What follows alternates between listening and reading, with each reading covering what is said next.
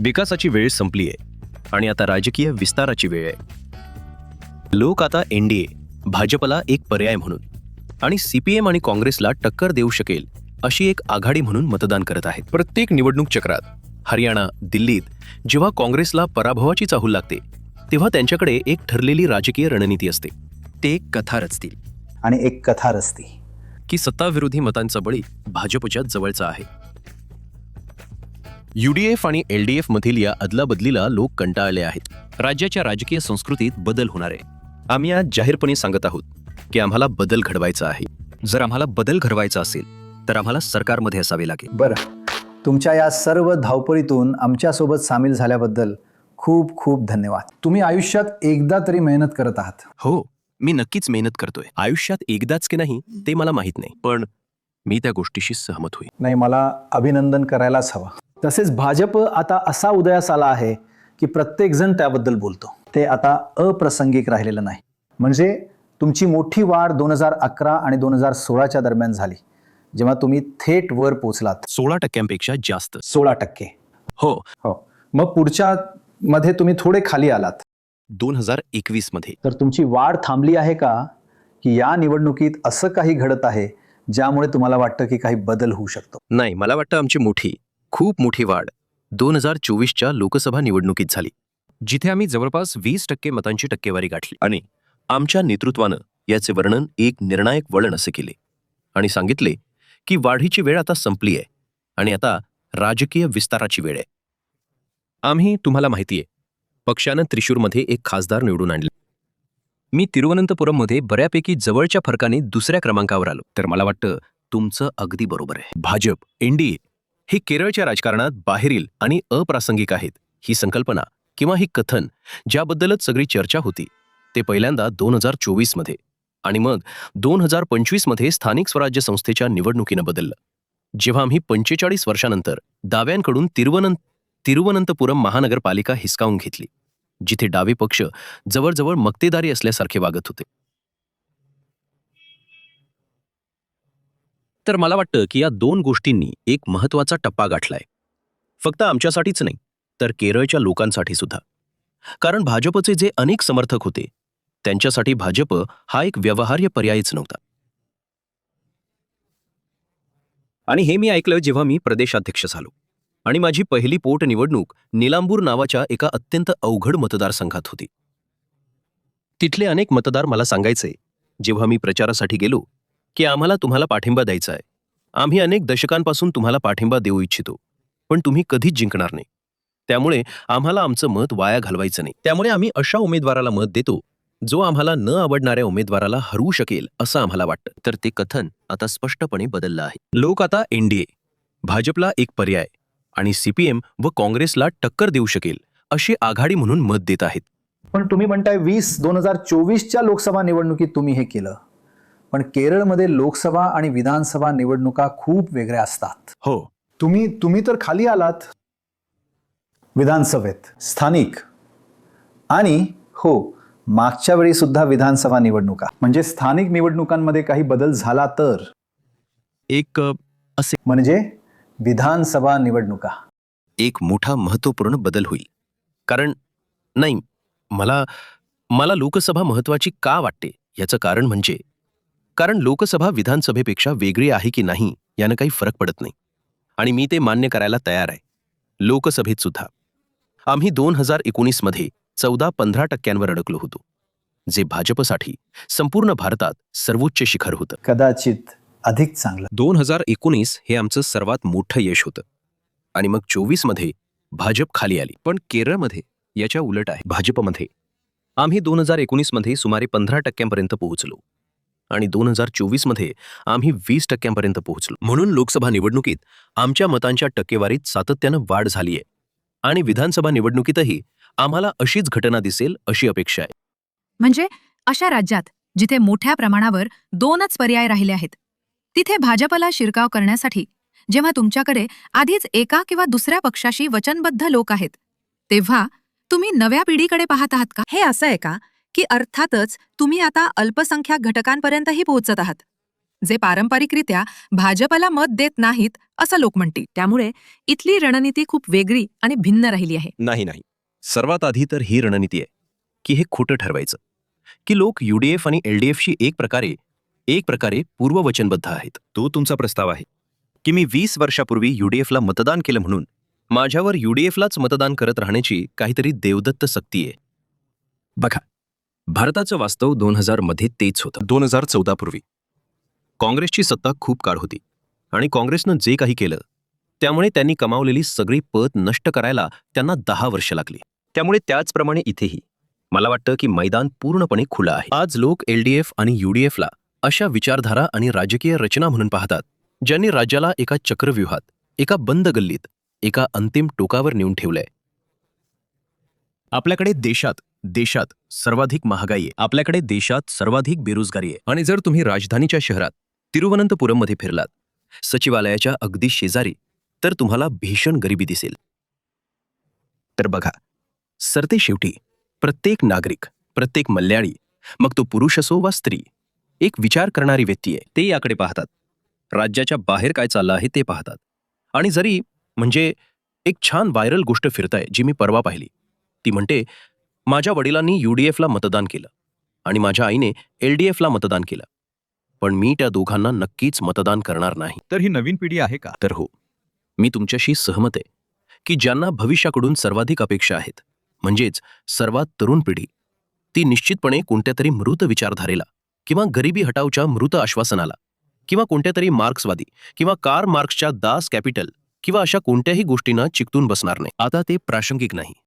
त्यांना कामगिरीचं राजकारण हवंय. त्यांना काम करणारे लोक हवे आहेत. आणि हे भारतासाठी खरं आहे आणि हे केरळसाठी खरं आहे. तर तुम्ही कोणाला लक्ष करत आहात? तुम्ही CPMच्या मतांना लक्ष करत आहात, ज्याला मोठ्या प्रमाणावर एक हिंदू प्रकारचा पक्ष म्हणून पाहिलं गेलंय, की तुम्ही UDFच्या मतांना लक्ष करत आहात? नाही.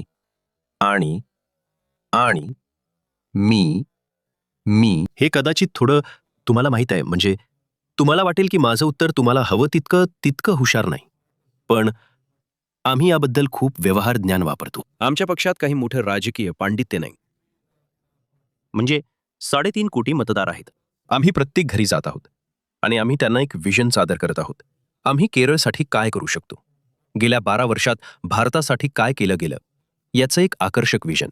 आणि ते मुस्लिम घर असो किंवा ख्रिश्चन घर असो किंवा हिंदू घर असो किंवा नेसी घर असो किंवा किनारपट्टीवरील घर असो किंवा तुम्हाला माहित आहे मळ्यातील घर असो, आम्ही तिथे जातो आणि त्यांना सांगतो. मग ही गोष्ट प्रत्येक मल्याळीला भावते. आम्ही असं नाही म्हणत आहोत की आम्हाला फक्त CPM कडून मतं घ्यायची आहेत. अशा अनेक लढती आहेत ज्या आम्ही लढवणार आहोत आणि आम्ही स्थानिक स्वराज्य संस्थेत लढवल्या आहेत ज्या थेट NDA आणि काँग्रेस यांच्यात आहेत. अशा अनेक आहेत ज्या थेट NDA आणि CPM यांच्यात आहेत. त्यामुळे हे LDFला लक्ष करण्याबद्दल किंवा UDFला लक्ष करण्याबद्दल नाही. आम्ही एक व्यापक मुस्लिम संपर्क मोहीम राबवली आहे. मुस्लिम पारंपरिकपणे उत्तरेत LDFला आणि मध्य आणि दक्षिण भागात UDFला मतदान करतात, पण आमची पोहोच संपूर्ण केरळमध्ये आहे आणि आम्ही तोच संदेश त्यांच्यापर्यंतही पोहोचवत आहोत. तर याचा अर्थ असा आहे का की आम्ही भाजप, UDF किंवा LDFची मतं घेणार आहोत? मला वाटतं जर आम्हाला वाढायचं असेल तर आम्ही मतं घेऊन वाढू. UDF आणि LDF या दोघांच्या पारंपरिक मतदारांनी NDAला मतदान करून आणि निवडून. पण तुम्ही तिथे चांगली कामगिरी केली आहे, जिथे CPM सामान्यतः मजबूत राहिली आहे. मला इतकी खात्री नाही. मला वाटतं की ते तसं वाटू शकतं, कारण मुस्लिम समाज सर्वसाधारणपणे विधानसभा निवडणुकांमध्ये UDFला मतदान करतो. जवळजवळ 100% नाही, पण मोठ्या टक्केवारीने. आणि तो मतदानाचा गट आमच्यासाठी भेदण्यासाठी सर्वात कठीण असणार आहे. म्हणूनच जर तुम्ही फक्त आकडेवारी आणि संख्या पाहिल्या तर तुम्हाला असं वाटू शकतं किंवा दिसू शकतं की आम्ही पारंपरिक काँग्रेस मतदारांपेक्षा पारंपरिक CPM मतदारांकडून अधिक पाठिंबा मिळवत आहोत. पण आज आमच्याकडे तुम्हाला माहिती आहे मोठ्या संख्येनं ख्रिश्चन मतदार आहेत जे पारंपरिक काँग्रेसचे मतदार असून NDAचे उमेदवार बनत आहेत, तसेच NDAला पाठिंबा देत आहेत. तुम्हाला माहिती आहे दोन्ही डावे आणि UDF आणि LDF त्यांच्या मोठ्या संख्येनं आमदारांना पुन्हा संधी देत आहेत, कारण लोक त्यांच्या आमदारांच्या कामगिरीवर आणि आमदारांवर आणि ते मतदारसंघात जे करत आहेत त्यावर खुश आहेत. तर त्यांनी त्यांना का सोडावं? एक अज्ञात मार्ग पत्करण्यासाठी आणि तुम्हाला मतदान करण्यासाठी.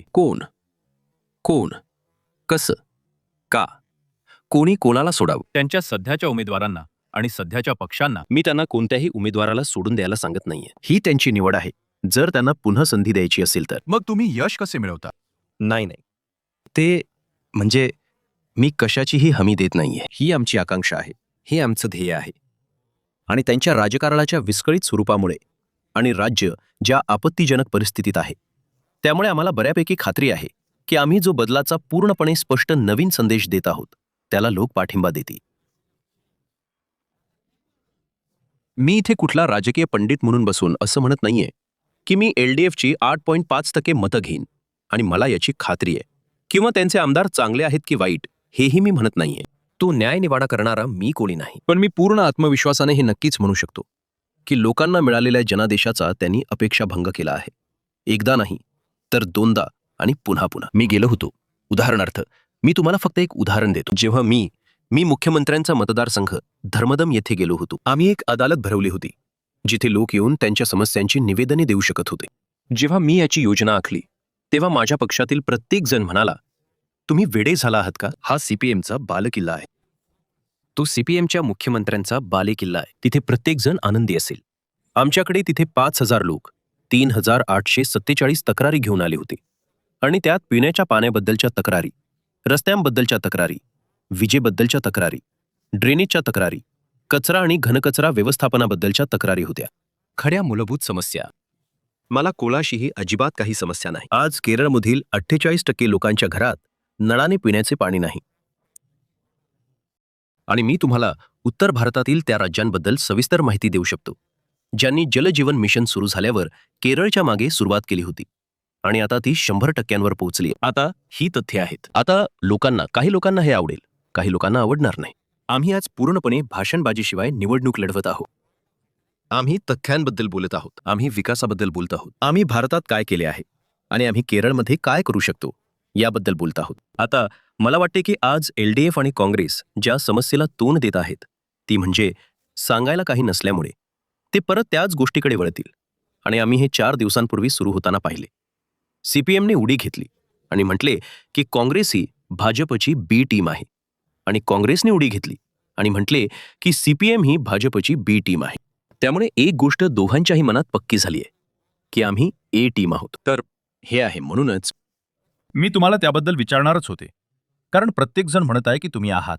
कोणाशीही हातमिळवणी करून तुम्ही व्यावहारिक विचार करत आहात. तुम्हाला जिंकायचंय आणि दोन्ही बाजू UDF आणि LDF एकमेकांना मुख्य शत्रू म्हणून पाहतात. म्हणून ते तुमच्याबरोबर येतील. ते एक कमकुवत उमेदवार देतील. तुम्ही कोणाच्या अधिक जवळ आहात, UDF की LDF? मी त्या दोघांपैकी कोणाच्याही जवळ असण्याचा प्रश्नच येत नाही. प्रणय, बघा, हे अगदी सामान्य ज्ञानाची गोष्ट आहे. पण तुमच्याकडे खूप पैसे आहेत. नाही, आज LDF हा एक असा पक्ष आहे ज्यानं शेकडो भाजप कार्यकर्त्यांना मारले, त्यांची कत्तल केली आहे.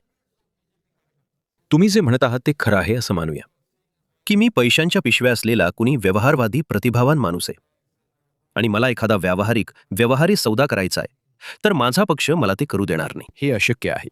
हे अकल्पनीय आहे. दुसरं, असं समजूया की काँग्रेस पक्षाला आमच्यासोबत युती करायची आहे, तर हे तुम्हीच मला सांगा, हे किंचित तरी शक्य आहे का? शांत. म्हणून ही घबराट आहे. हे 4 दिवसांपूर्वी का समोर आले आहे? तुम्ही याचा अभ्यास करू शकता. प्रत्येक निवडणुकीच्या वेळी हरियाणा, दिल्लीत जेव्हा काँग्रेसला पराभव दिसू लागतो तेव्हा त्यांच्या प्लेबुकमध्ये एक ठरलेली राजकीय रणनीती असते. ते एक गोष्ट रचतील षडयंत्र. की सरकारविरोधी मतांचा फटका बसणारा पक्ष भाजपच्या जवळचा आहे, जेणेकरून ते सरकारविरोधी मतं आपल्याकडे खेचू शकतील. त्यांनी कुठे केलं माहिती आहे? तुमच्या राज्यात तेलंगणामध्ये BRS जो खूप पुढे होता, चांगली कामगिरी करत होता, भाजप विरोधी पक्ष बनण्याच्या तयारीत होता, त्यांना जोरदार टक्कर देत होता. तेलंगणाच्या निर्मितीला विरोध करणारा एकमेव राजकीय पक्ष तिथे येतो, एक अफवा पसरवतो की BRS आणि भाजपची युती आहे, आणि मतदारांनी त्यावर पूर्णपणे विश्वास ठेवला. तर हा केवढा मोठा विरोधाभास आहे बघा. ज्या पक्षाने तेलंगणाला विरोध केला, तेलंगणाच्या निर्मितीला विरोध केला, तोच पक्ष आज तेलंगणावर राज्य करत आहे. आता तुम्ही यापेक्षा अधिक विचित्र गोष्टीचा विचार करू शकता का? आणि ते हे कसे करतात? एकगठ्ठापणे BRS ही भाजपची B टीम आहे असं सांगून त्यांनी एका संपूर्ण समाजाची मतं एकगठ्ठा काँग्रेसकडे वळवली. तर हेच त्यांचं प्लेबुक आहे. अगदी बरोबर. हो, ते इथे तेच करण्याचा प्रयत्न करत आहे, पण ते चालणार नाही. म्हणजे 2 टर्म्स हाच एक इतिहास होता. आणि त्यांना तिसरी टर्म सत्तेत मिळेल अशी आशा आहे. तुम्ही लोकांना काय सांगत आहात की तुमच्या मते LDF इथे सत्तेत का नसावे? म्हणजे त्याची अनेक सविस्तर कारणे आहेत. कारण त्यांच्या बोलण्यावरून असं वाटतंय की लोक म्हणजे जेव्हा मी त्यांच्याशी बोलते तेव्हा ते म्हणतात की कोणताही उघड राग नाही, कोणतीही चूक नाही. ठीक आहे, बेरोजगारी तर नेहमीच असते, बघा, महागाई आहे. मी तुम्हाला एक सांगू का? म्हणजे पुन्हा तुमच्या या उघड राग किंवा छुपे रागाच्या विषयावरील सर्व विश्लेषणाला पूर्ण आदरानं भारतीय मतदार हे सर्वसाधारणपणे रस्त्यावर उतरून रागानं छाती पिटणारे लोक नाहीत.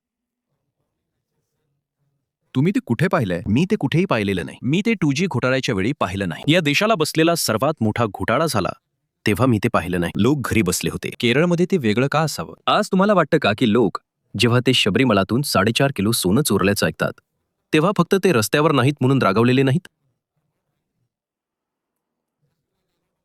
आज तुम्हाला वाटतं का की हे सरकार, LDF सरकार, ज्याने 2018 मध्ये शबरीमलाचा तो सगळा ड्रामा केला, 1000 लोकांना तुरुंगात पाठवलं, 3000 केसेस दाखल केल्या, ज्याला तंत्रीला बडतर्फ करायचं होतं, तेच आज सर्वोच्च न्यायालयात जाऊन म्हणतं, U-टर्न घेतं आणि म्हणतं की विधींवर तंत्रीचाच शेवटचा शब्द आहे. लोक रागावलेले नाहीत. आज तुम्हाला वाटतं का की ज्या पालकांना आपल्या मुलांना बेरोजगार बसलेलं पाहावं लागतंय, मी राजकीय बोलतोय, यात राजकीय वक्तृत्व आणतोय, याबद्दल क्षमस्व, ते दुःखी नाही. राग हा दंगलींमध्ये किंवा बाहेर येणाऱ्या जमावामध्ये मोजला जात नाही.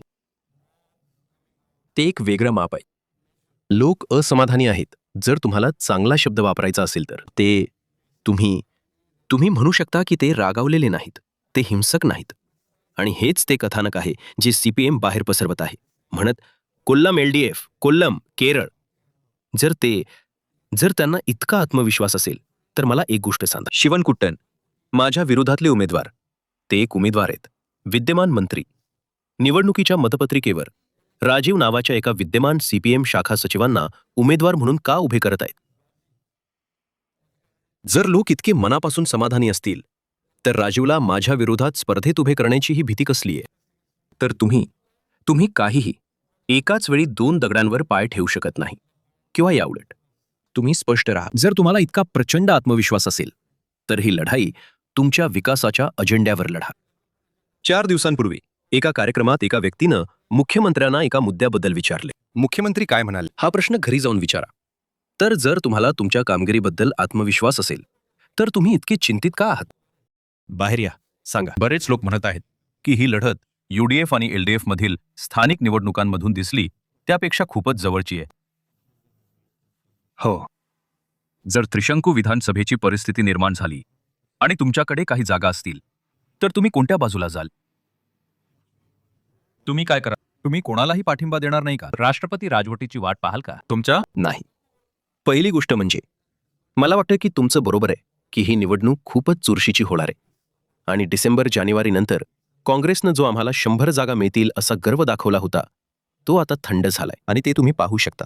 आणि ते ज्या प्रकारे भाजपवर हल्ला करत आहेत त्यावरून हे स्पष्ट होतंय की ते सगळं आता गेलं आहे. आजचं माझं आकलन आणि हे माझं आकलन आहे, त्यामुळे साहजिकच ते पक्षपाती आहे आणि साहजिकच निपक्षपाती नाही.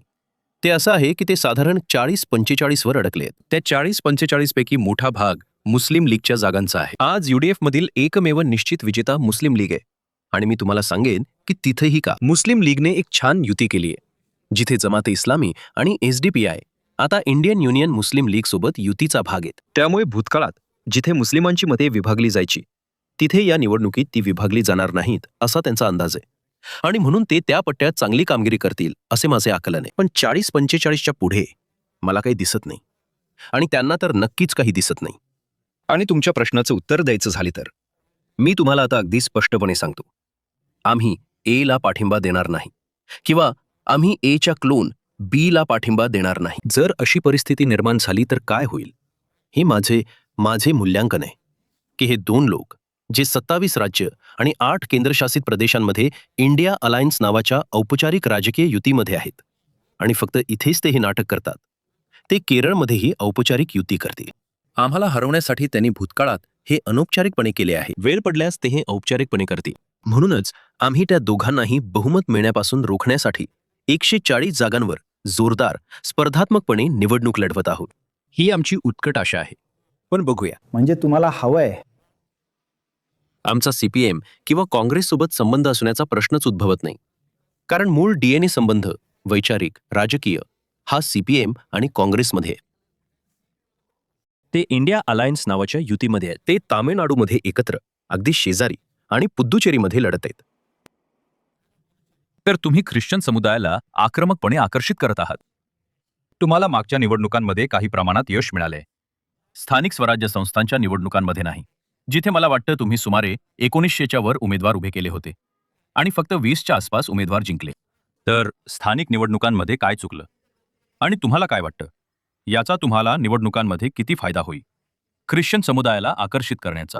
नाही, आम्ही कुणालाही आक्रमकपणे आकर्षित करत नाही आहोत. आम्ही सगळ्यांनाच आकर्षित करत आहोत. आणि आम्ही ख्रिश्चन आणि मुस्लिम समुदायाच्या बाबतीत आम्ही जे करत आहोत त्याला तुम्ही आक्रमकता म्हणणार असाल तर आम्ही आक्रमकपणे जे करत आहोत ते म्हणजे भाजपबद्दल त्यांच्या डोक्यात जो प्रचार भरला गेला आहे तो त्यांच्या मनातून काढून टाकणे. आणि ते गेल्या 20-25 वर्षापासून यशस्वीपणे केलं गेलं आहे. मी याचा वैयक्तिक अनुभव घेतला जेव्हा मी लोकसभा निवडणूक लढवण्यासाठी इथे आलो, जिथे मी 2 दिवस प्रचार केल्यानंतर एका ख्रिश्चन महिलेने मला घरी नेले आणि म्हणाल्या, मला तुम्हाला मत द्यायचंय कारण तुम्ही माझ्या मुलांची काळजी घ्याल, पण तुम्ही येऊन माझी मंदिरं चर्च जाळू नका. तेव्हा मी म्हणालो, पण तुम्हाला कोणी सांगितलं की आम्ही चर्च जाळतो?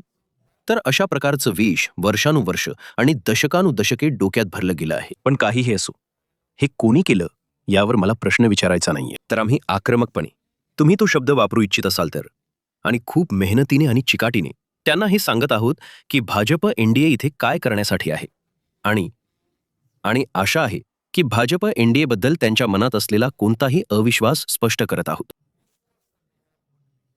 ते आम्ही केलं आहे आणि आम्ही केलं आहे. आता अनेक भागांमध्ये याचा फायदा झालाय, काही भागांमध्ये याचा फायदा झालेला नाही. आता स्थानिक स्वराज्य संस्थांच्या निवडणुकीत आमच्या मतांचा वाटा कमी होण्यामागचं एक कारण हे आहे की लोकसभेत एक मतदारसंघ जिथे आम्हाला भरपूर मतं मिळाली तो त्रिशूर होता. तिथे आम्ही या निवडणुकांमध्ये अनेक कारणांमुळे मोठी घसरण पाहिली. आमची उमेदवार निवड चुकीची होती. आमच्या पक्ष संघटनेनं कदाचित तितकी मेहनत घेतली नाही आणि अनेक कारणांमुळे. पण ती कसर आम्ही विधानसभा निवडणुकीत भरून काढू. शेवटचा अगदी पटकन एक हो, प्रत्येकी एक प्रश्न. आम्ही इकडे तिकडे फिरतो तेव्हा आम्हाला एक गोष्ट ऐकू येते की केरळमध्ये केंद्र राज्य संबंध ही खरोखर एक समस्या आहे. केंद्र इथे पुरेसा निधी देत नाही, राज्याला जास्तीची भरपाई करावी लागली आहे. आणि हेही की भारतभरात जे पक्ष चांगली कामगिरी करत आहेत ते प्रादेशिक पक्ष आहेत, तामिळनाडू, तेलंगणा, बंगाल. पण अप्रादेशिक पक्ष चांगली कामगिरी करत नाहीत. आणि इतकंच नाही, जिथे केंद्रात आणि राज्यात एकच पक्ष भाजप आहे तिथे अर्थव्यवस्था सर्वात वाईट आहे. पण ही कदाचित उत्तर दक्षिण समस्या असू शकते. म्हणजे ते केरळ चांगली कामगिरी करत आहे, संपूर्ण दक्षिण खूप चांगली कामगिरी करत आहे. तुम्ही लोकांचा सामना कसा करत आहात किंवा त्यांना कसे आश्वस्त करत आहात की जर भाजप सत्तेत आला तर केंद्राकडून केरळ सोबत वाईट वागणूक दिली जाणार नाही. केंद्र राज्य संबंध. आणि तुम्हाला माहिती आहे, पुन्हा ही एक मोठी गोष्ट, एक गोष्ट ज्यात सीपीएम खूप पारंगत आहे ती म्हणजे त्यांच्याकडे एक मोठी सायबर ट्रोल आर्मी आहे आणि ते एक कथानक तयार करण्यात अत्यंत पारंगत आहेत. आणि त्यांनी हे कथानक तयार करण्याचा प्रयत्न केला आहे की केरळला कुठेतरी सापत्न वागणूक दिली जात आहे. पण जर कोणी प्रयत्न केला, आणि दुर्दैवाने बहुतेक लोक करत नाहीत, की नेमका मुद्दा काय आहे याचा अभ्यास करण्याचा.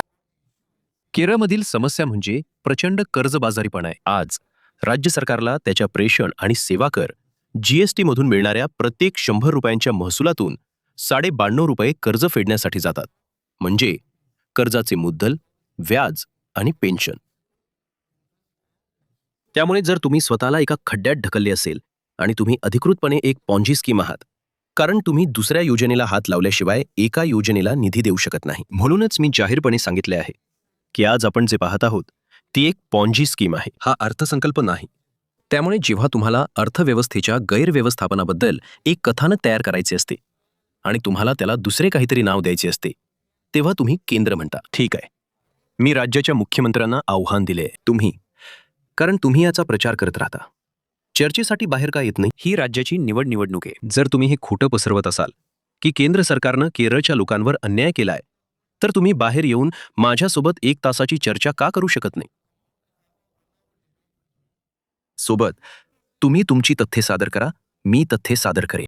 माझ्याकडे केंद्र सरकारने काय केले आहे याबद्दल बरीच तथ्ये आहेत. पण हे शूट अँड स्कूट राजकारण, तुम्ही आरोप करता, तुम्ही पळून जाता आणि मग तुमच्या ट्रोल आर्मीकडून ते वाढवून सांगता. आणि जे गोबेल्सने म्हटले होते, तुम्हाला माहितीये, एक खोटं वारंवार सांगा, तुम्ही ते खरं बनवण्याचा प्रयत्न करता. ते कदाचित भूतकाळात चालले असेल, पण निश्चितपणे मी इथे असताना ते करणं थोडे कठीण आहे. कारण मी प्रत्येक खोट्या गोष्टीला सत्यानं उत्तर देईन. लोकांना वाटतं तुम्ही हो, तर ते जसं मी म्हणालो, तुम्ही प्रतिवाद करता. मला इथे 1 वर्ष झाले आहे. ते 9 वर्षांपासून हे खोटं विकत आहेत. ते 10 वर्षापासून सत्तेत आहेत. म्हणून प्रत्येक अपयशासाठी तुम्ही दुसऱ्या कोणाला तरी दोष देता. हिंदीमध्ये एक म्हण आहे, नाच ना जाए आंख अंधेरा. तर तुम्ही एक निवडून आलेले सरकार आहात. तुम्ही एक लोकशाही पद्धतीनं निवडून आलेले सरकार आहात. तुम्ही 40-45 वर्षांचा राजकीय अनुभव असलेले मुख्यमंत्री आहात. आता एकतर तुम्ही अकार्यक्षम आहात हे मान्य करा, किंवा तुम्ही दुसरेच काहीतरी आहात. या दोन्हीपैकी एकच असलं पाहिजे. म्हणून बाहेर या आणि चर्चा करा. म्हणजे तुम्ही अजूनही बाहेरचेच आहात. तुम्ही म्हणालात की तुम्ही 1 वर्षापूर्वी आलात. अर्थातच तुमच्या पहिल्या निवडणुकीसाठी. तुम्ही अजूनही बाहेरचेच आहात. नाही, मी इथे 2 वर्षांपूर्वी आलो. 1 वर्षापूर्वी राज्याचा अध्यक्ष म्हणून. हो, प्रतिभेच्या कमतरतेमुळेच तुम्ही कलाकारांवर खूप अवलंबून असता, नाही का? ते इथे असो किंवा इतरत्र. म्हणजे तुमचे उमेदवार म्हणून कलाकारांवर किंवा 2020 सारख्या राजकीय संघटना बनलेल्या एखाद्या पक्षासोबतच्या युतीवर. हे मॉडेल यशस्वी होतं असं तुम्हाला वाटतं का? कोण आहेत ते कलाकार? म्हणूनच तुम्ही ते करत आहात का? मला माहित नाही. मला माहित नाही की तुम्ही उल्लेख करत असलेले कोणते कलाकार आमच्या पक्षात आहेत. तुमचा एक उमेदवार आहे, जो एक कलाकार आहे. तुमच्याकडे मिस्टर होते. तुम्हाला माहितीये, सुरेश गोपी. सुरेश गोपी आहेत. सुरेश गोपी खासदार आहेत. म्हणजे ते खासदार आहेत. ते पूर्वी अभिनेते होते. ते अजूनही अभिनय करतात. 2020 ची उमेदवार सुद्धा अभिनेत्री आहे, नाही का? कोण आहेत ते? अर्पिता, नाव मी विसरले. बघा, मी नाही करू शकत. मी 3 लोकांचा विचार करते, ज्यांना नाकारण्यात आलं कारण मी म्हणजे हे माफ करा, पण हे खरंच संभाषणाच्या मर्यादा ओलांडत आहे. कारण प्रत्येकाला आपापला व्यवसाय करण्याचा हक्क आहे. जर ती एक अभिनेत्री असेल, तर कुठे लिहिलं आहे की तिला निवडणूक लढवण्याचा आणि त्या विशिष्ट मतदारसंघातील लोकांची सेवा करण्याचा कायदेशीर अधिकार नाही? असं कुठे लिहिलं आहे? पण आज प्रत्येक जण राजकारणात येण्यासाठी स्वतंत्र आहे. प्रत्येकाची एक आकांक्षा असते. असे तरुण आहेत ज्यांना राजकारणात यायचंय. त्यांना विद्यार्थी संघटनांच्या प्रक्रियेतून जायचे नाही आणि त्यांना राजकारणात यायचे. त्यात काय चुकीचं आहे? आणि शेवटी लोक ठरवतील ना. तुम्ही अभिनेते असाल किंवा वकील, पत्रकार असाल किंवा उद्योजक, तुम्ही जिंकता की जेव्हा तुम्ही जिंकता की हरता, किंवा तुम्हाला संधी दिली जाते की नाही. तुम्ही आताच प्रणव यांना म्हणालात की 2024 हा एक निर्णायक टप्पा होता केरळमधील भाजपसाठी. पण इथे राज्य विधानसभा स्तरावर तुमचा निर्णायक टप्पा कोणता आहे? म्हणजे तो 20 आहे का? तो 25% आहे का? आणि तुम्ही किमान कोणत्या प्रकारच्या जागा पाहत आहात जेणेकरून तुम्हाला नाही. मी 2026ला एक कलाटणी देणारा बिंदू म्हणून पाहतो. केरळच्या राजकीय इतिहासात हा तोच क्षण आहे जो 2014 भारताच्या राजकीय इतिहासात होता. मला वाटतं हे माझं मूल्यांकन आहे आणि माझा शब्द अंतिम नाही. मी तुम्हाला संपूर्ण खुलासा देऊ शकतो. माझं अंतर्ज्ञान अत्यंत विकसित आहे की राज्याच्या राजकीय संस्कृतीत बदल होणार आहे. UDF आणि LDF यांच्यातील या टोल वाटोलवीला लोक कंटाळले आहेत. हा जवळजवळ एक शून्य बेरीज खेळ आहे. मला पिनाराई विजयन मिळतात किंवा मला राहुल गांधी मिळतात. म्हणजे हे असं आहे की माझ्याकडे दुसरा कोणताही पर्याय नाही का? तुम्हाला माहित आहे, हे म्हणजे इकडे आड आणि तिकडे विहीर. त्यामुळे लोक आता पाहू लागलेत. बघा, आपण हा पर्याय तपासून पाहूया. आता त्याचा शेवट कुठे होईल? भाजप आणि त्यांना सर्व 140 जागा मिळतील का? ते मला खूप आवडेल. आम्हाला 140 पेक्षा कमी जागा मिळतील का? तरी मला ते आवडेल. पण आम्ही एका जागेसाठी या लढाईत नाही आहोत जसे आम्ही पूर्वी होतो. आम्ही 1.5 जागेसाठी या लढाईत नाही आहोत. तर तुम्ही निराश व्हाल. तुम्हाला 10 जागांपेक्षा कमी जागा मिळाल्यास तुम्ही निराश व्हाल का? आम्ही सर्वजण जे प्रयत्न आणि काम करत आहोत त्याने जर मला 20, 25, 30, 35 जागा मिळाल्या नाहीत तर मला निराशा होईल. अर्थातच मला निराशा होईल. तर मला हवंय. आम्ही आज जाहीरपणे सांगत आहोत की आम्हाला बदल घडवायचा आहे. जर आपल्याला बदल घडवायचा असेल तर आपल्याला सरकारमध्ये असायला हवे. आपण 15 आमदार असून बदल घडवू शकत नाही. आपण काय बदल घडवू शकतो? तर आम्ही आमचा संपूर्ण प्रस्ताव कामगिरीच्या राजकारणाबद्दल आणि बदल घडवण्याबद्दल आहे. मातम थुडंगा याचा अर्थ काय? चला बदल सुरू करूया. आणि म्हणूनच हेच नेमकं त्रिपुरामध्ये घडलं. हेच नेमकं केरळमध्ये घडायला हवं असं आम्हाला वाटतं.